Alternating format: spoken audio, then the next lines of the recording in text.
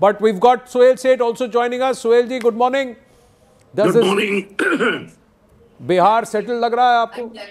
It's very exciting. I still think it's even Stevens. I don't think you can call the election in any which way. I'm only worried about what Prashant Kishore said once in an interview, where he said he doesn't want to be chief minister, but he wouldn't mind being kingmaker. So depending on how Jan Swaraj does, it's still Jan Swaraj is leading in 3 seats as of now, Suhail ji. Yeah. So he can't be kingmaker. I can't imagine him even making a pawn, if you take the chess analogy. But it's still early. See, the problem I have is not with NDA or with the Mahagathbandhan. My problem is, and you know this better than I do, that you've had a chief minister who's been in power almost for 20 years. The state of affairs is pitiable. Now, if he gets re-elected, I have to give credit for that more to Amit Shah than to Nitish Kumar, because this would require skillful electoral management when you've actually not done real development for the people. So, I mean, that's my belief. So but in terms of real development, the pull from that connects Raghopur to Patna is something that was 20 years in waiting. It has happened. The airport at Purnia, nobody thought that it will ever happen, and it has happened. The airport in Patna, nobody thought it will happen, and it has happened. So there are a lot of things that Bihar did not have, it has now. No, but yes, there are a lot of things Bihar should have and it doesn't have. I agree there too. You're right. But look at unemployment.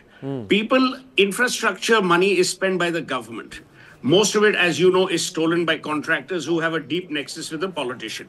I'm talking about jobless growth. I'm talking about employment. I'm talking about people having not to migrate out of their home states. You know how many people from Bihar, especially the young, are actually moving out to different states because they don't have, they don't see a future for themselves. And by the way, many years ago, and I must flag this off because it'll be of interest to your viewers, I wrote an article where I said, look at the irony of Bihar.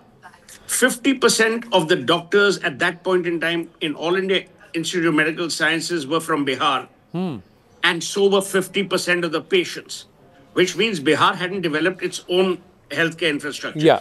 Second point I made is 50% of the IAS officers at that point in time were from Bihar.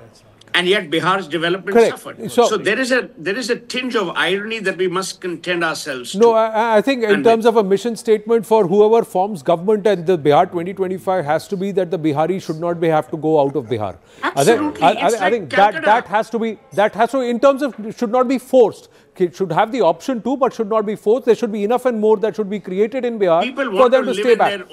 Just quickly going across to Shivani over in Patna. Shivani, you got a lot of guests around and people. What's the mood with the early trends coming through? Whose shoulders are drooping and whose are not? Yes, so mood here is...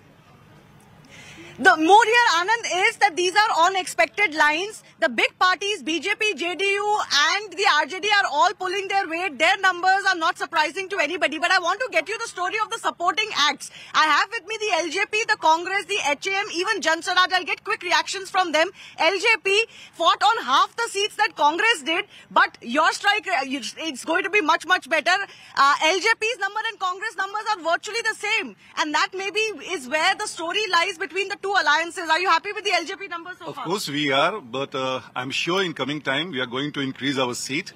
And the exit poll has turned into exact poll. We are very happy. We are going to make government with the thumping victory. And Congress was supposed to be the laggard of the Mahagathbandhan. And the numbers that are coming out, just about 10-11 leads for the Congress party. You are going to bring down the Mahagathbandhan. No, it is not like that. This time we have, since 9 months, we have worked hard on the ground. And it is the only party who raised the issue of the Bihar and Biharis. And we are fighting for the right of Biharis. So I can bet you, and I'm very sure that as the time progresses and as the ballot magical box opens, the number will be in favor of Congress and India. But the BJP allies are doing well, and HAM is also with us. Happy with the performance so far? देखिए पूरी तरह से, और हम लोग आश्वस्त हैं कि हम लोग 2010 के प्रदर्शन को दोहराएंगे और हम 3/4 बहुमत से आएंगे।